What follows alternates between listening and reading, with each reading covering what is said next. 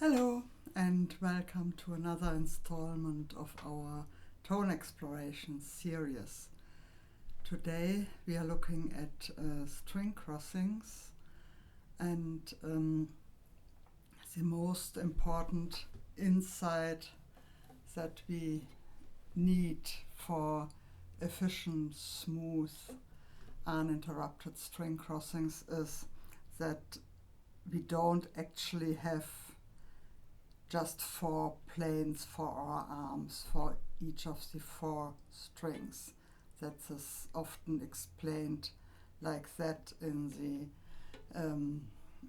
the introductory violin teaching, and then sometimes 3 more planes for the double stops are added. So we have one for the G string, then a combination for G and D, then D string. So like 7 distinct levels for our upper arm to be. But that is really like an oversimplification.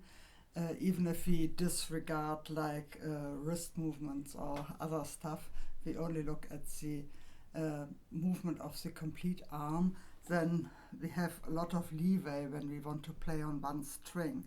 So let's say on the D string I can kind of play with an equal distance to the G and to the A string, but I can also approach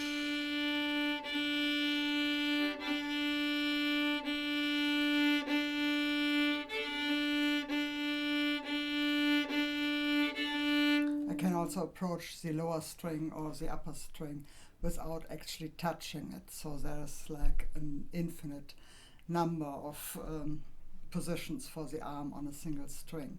And that means if we want to cross strings, then we can kind of, while playing the old string, like say the D string is the old string and I want to go to the A string, then we can kind of approach the A string already while we play the old string. What did I say? We can approach the new string, the A string, while we play the old D string. And then it's just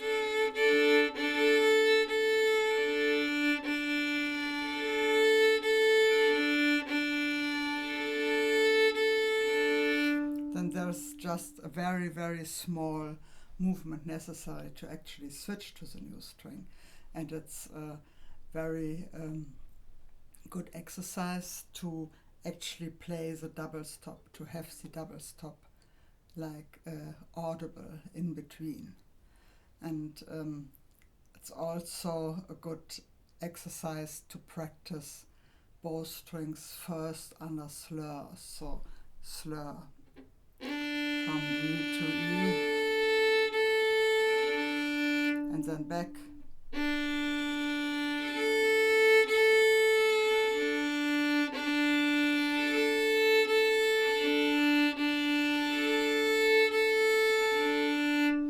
Having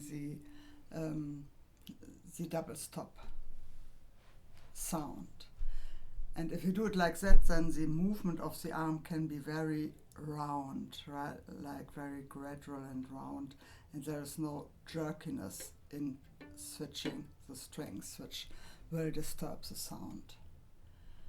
So that's the first exercise. Just use pairs of open strings to practice this, and of course we can have like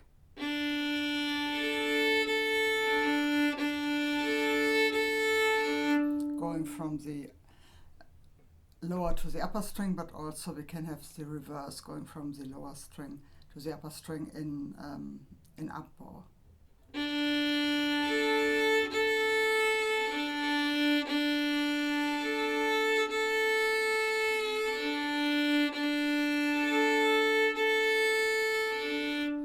I mean, that's equivalent. We could also like start with up bow on the upper string, like.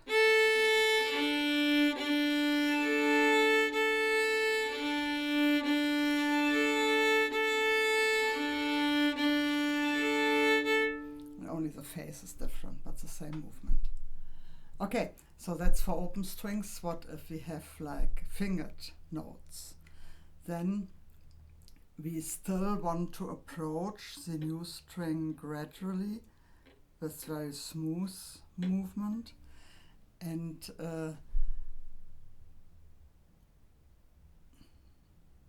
we still want to have a double sound, an audible double sound.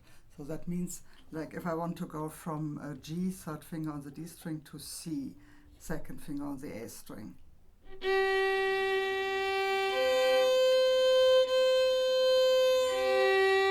That I have to prepare.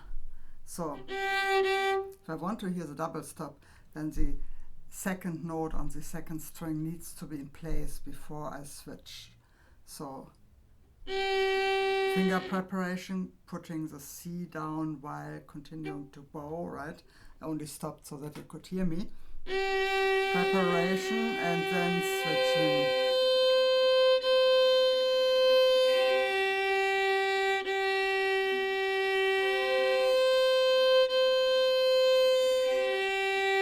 And the same for going back again. So then we assume that the third finger has been lifted. So then we have to prepare it again, putting it down. Preparing and then preparing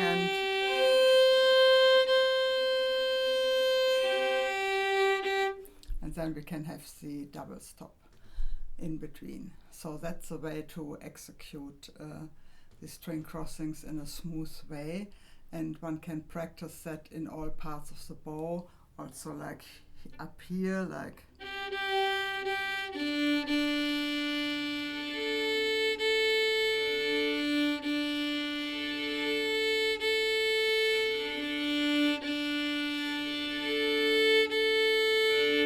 we did before, and also at the frog, where it's a little bit more difficult to have a soft or smooth sound because of the weight of the bow.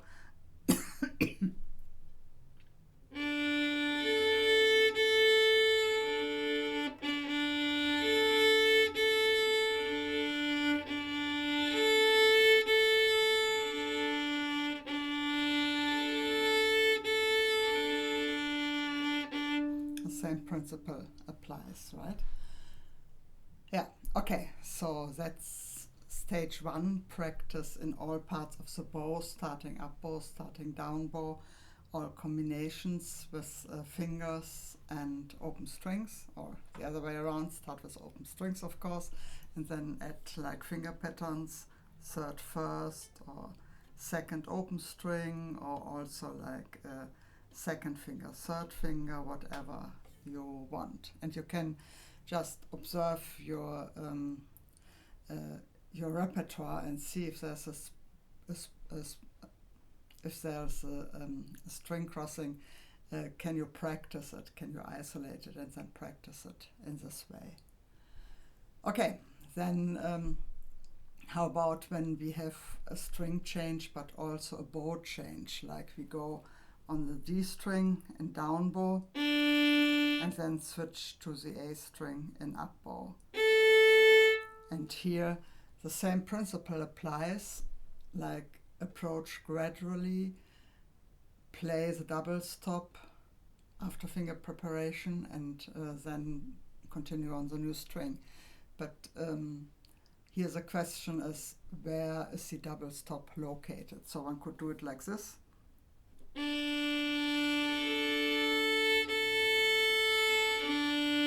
No, that's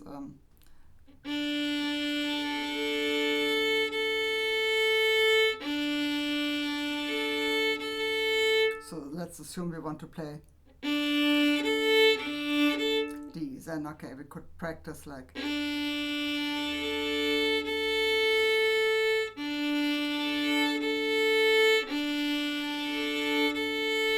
or we could have, so here we have the double stop only on the old note, on the old bow. We could also put it on the new bow, like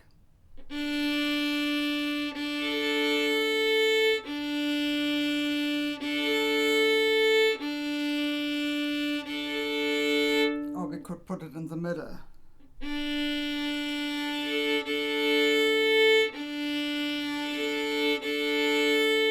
Okay, it requires a little bit of brain gym, so I'm only doing it for the one change, not for the change back. But those are the options. So one can also practice like real string changes with bow changes together using the same approach.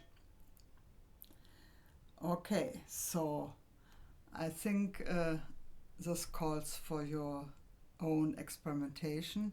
See what you like and what sounds or feels natural to you, but be very aware of any smooth or jerky movements of the arms. So go for smooth, avoid the jerky. Okay, and of course start slowly, because it's a lot to coordinate, so a lot to think, and then eventually it becomes more automated, and then one can play faster. Okay, so I will practice this on my Janshinov etude with a very interesting method where one kind of repeats every note once, like it sounds like this. Instead of, it's like this.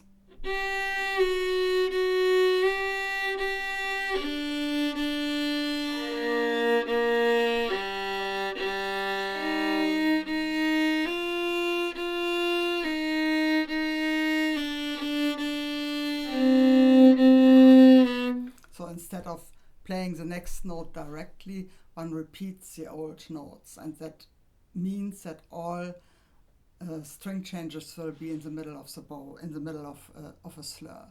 And that's a good way of really addressing each of these string crossings that can appear. Okay, so you can do that with your own repertoire pieces or your own etudes, and also everything that is regular, like only has 8th notes or 16th notes, is very well suited for this. But one could also use other rhythms. Then one has to decide how one wants to distribute these extra notes. Okay, so with that, let's just think of string crossings in this way for the next week, and see what we notice, and can we make them more clear, more smooth, less jerky, using this practice method. Let me know what you think, and talk to you next week. Bye for now.